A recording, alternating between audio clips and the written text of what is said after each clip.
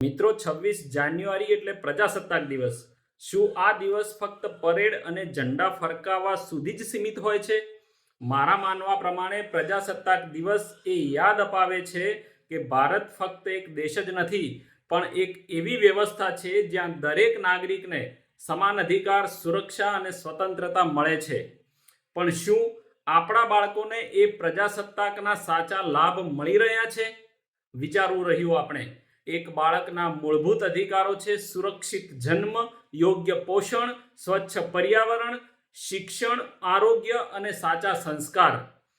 બાળકો સ્વસ્થ હશે તો જ દેશ મજબૂત બનશે. આજે ફક્ત ધ્વજ ફરકાવવો એટલું જ પૂરતું નથી.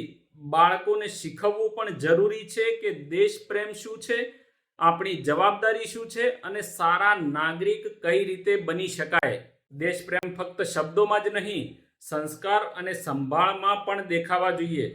26 જાન્યુઆરીના દિવસે આપણે બંધારણને માન આપીએ છીએ. ચાલો એ બંધારણને જીવંત રાખીએ, બાળકોને સ્વસ્થ, સુરક્ષિત, શિક્ષિત અને સંસ્કારી બનાવીને, કારણ કે આજના બાળકો જ આવતીકાલનું ભારત છે. આભાર.